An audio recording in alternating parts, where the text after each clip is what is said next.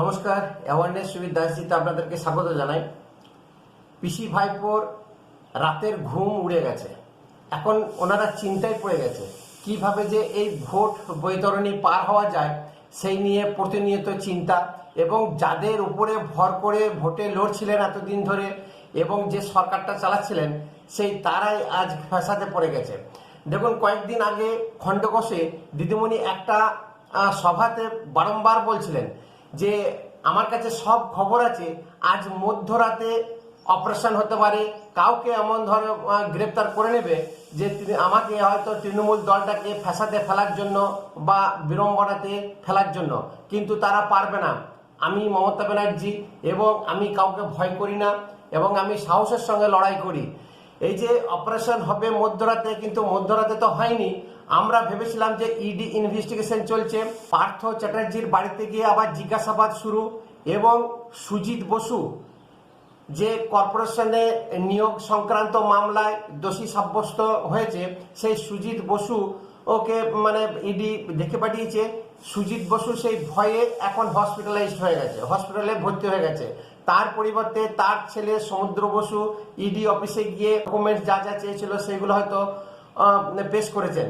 কিন্তু এই যে আমাদের একটা নানান রকমের পরিকল্পনা বা চিন্তা ভাবনা ছিল যে দিদিমণি যখন বলছে যে মধ্যরাত থেকে অপারেশন হবে, এর আগে চিন্তা করুন অভিষেকের বাড়িতে অভিষেকের স্ত্রীকে জিজ্ঞাসাবাদ করার জন্য সিবিআই গেছিল, তখন তার আগেও কিন্তু ঠিক বলেছিল যে আমি জানি, আমার কাছে খবর আছে অভিষেককে গ্রেপ্তার করা হতে পারে, অভিষেককে জিজ্ঞাসাবাদ করতে হতে পারে, সিবিআই দপ্তর হয়তো অভিষেককে নিয়ে টানাহেজরা হতে পারে, আমার কাছে খবর আছে। তো এই যে দিদিমণি আগাম খবরগুলো পায় এবং সত্যি সত্যি সেদিনকে তার পরের দিন বা দুদিন বাদে আর কালীঘাটের অভিষেকের বাড়িতে গিয়ে সিবিআই কিন্তু হাজির, এবং দৌড়ে সেখানেও গিয়ে সামাল দিতে গেছেন একজন মুখ্যমন্ত্রী যে কিভাবে তদন্তকে বাধা দেয়।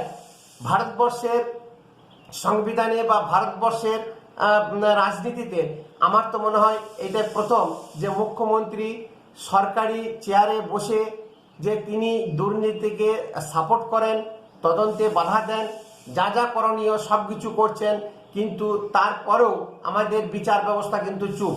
তার কারণ ইডি যে ফাইল কেস আমরা দেখেছি কয়লা তদন্ত স্বার্থে আইপ্যাক অফিসে যে ইডি হানা দিয়েছিল, কি যে কেওয়াস শুরু হয়েছিল বা কি যে কেওয়াস এখনো পর্যন্ত কোর্টে চলছে। আজকে ইডি সারা ভারতবর্ষে রেড করছে, যেখানে যেখানে আইপ্যাক অফিস আছে সমস্ত জায়গাতে কিন্তু রেড করেছে, এবং গতকালকে রাত্রে আইপ্যাকেরই একজন কর্ণধার কর্তা বিনেশ চান্দেলকে কিন্তু গ্রেপ্তার করেছে। প্রতীক জৈনকে যে জিজ্ঞাসাবাদ বা প্রতীক জৈনের কলকাতা অফিসে বা নিজের বাড়িতে যে ইডি হানা দিয়েছিল, তার কিন্তু অনেক কিছু সূত্র ইডি পেয়েছে, এবং এই যে ধীরে ধীরে আস্তে আস্তে আগাচ্ছে, প্রতীক জৈনকে যে কবে তুলে নেবে সেটাই এখন আমাদের কাছে দেখার। এখন অভিষেক ব্যানার্জি নিজে বলছেন যে এটা গণতন্ত্রের প্রতি আঘাত, কিন্তু দিদিমণি যে বলছেন যে আজকে অপারেশন হবে, আগাম দিদিমণির কাছে খবর থাকে, তাহলে এই আগাম খবরগুলো যেখান থেকে কয়লা চুরি হচ্ছে, বালি চুরি হচ্ছে, পাথর চুরি হচ্ছে, কাটমানি নিচ্ছে বা গরু চালান হয়েছে, এই আগাম খবরগুলো দিদিমণির কাছে থাকতো না? নিশ্চয়ই থাকতো। তাহলে ওনার সহযোগিতায় বা ওনার বদন্যতায় এইসব কাজগুলো কিন্তু হতো। মমতা ব্যানার্জি নিজের কোলে ঝোল টানার জন্য প্রত্যেকটি সভাতে মানুষ খেপিয়ে বেড়াচ্ছেন, বলছেন যে আমার দলের কোনো না কোনো বড় নেতাকে তুলবে, আজকে মধ্যরাতে অপারেশন হতে পারে, আজকে সিবিআই ইডি কিছু একটা করবে, সিবিআই ইডি ওদের হাতিয়ার, নরেন্দ্র মোদী অমিত শাহ এছাড়া আর কিছু করতে পারে না। তাহলে এই যে আগাম খবরগুলো ওনাকে দেয়টা কে?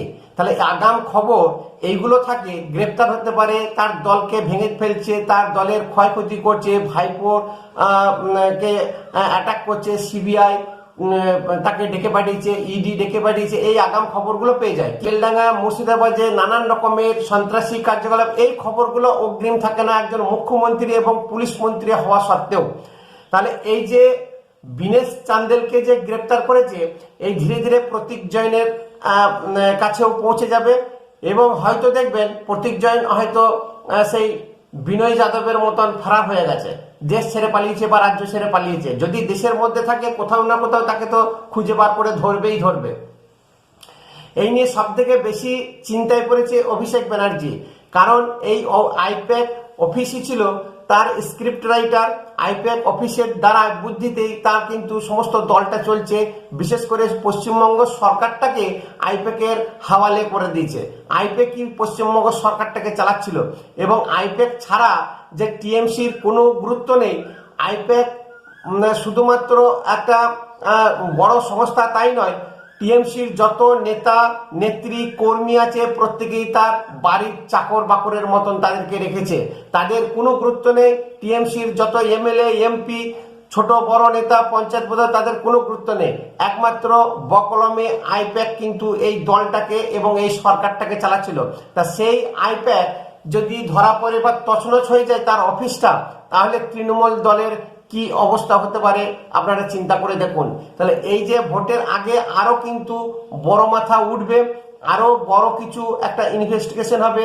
সেইদিকে এনআইএ কিন্তু যে 3 জনকে ধরেছে, 4 জনকে আরো 2 জনকে 5 জনকে টোটাল, তাহলে এনআইএ একদিক দিকে ধীরে ধীরে আগাচ্ছে মূল মাথার দিকে এবং সুপ্রিম কোর্ট ডাস্টবিন ভাষায় বলে দিয়েছে যে কোন রাজনৈতিক দল এর সঙ্গে যুক্ত, সেই রাজনৈতিক দলকে খুঁজে বার করতে হবে। তাহলে এনআইএ এর ইনভেস্টিগেশন এবং ইডির ইনভেস্টিগেশন, এই যৌথ ইনভেস্টিগেশনে এখন তৃণমূল সরকার বা তৃণমূল পার্টির অবস্থা খুবই খারাপ হতে চলেছে। অদূর ভবিষ্যতে যে এই দলটা আদৌ থাকবে কিনা, না কারাগারে বা গরাদের মধ্যে থাকবে, সেটাই এখন দেখার। নমস্কার। ভিডিও ভালো লাগলে শেয়ার করবেন, কমেন্ট অবশ্যই করবেন এবং একটা সাবস্ক্রাইব করবেন।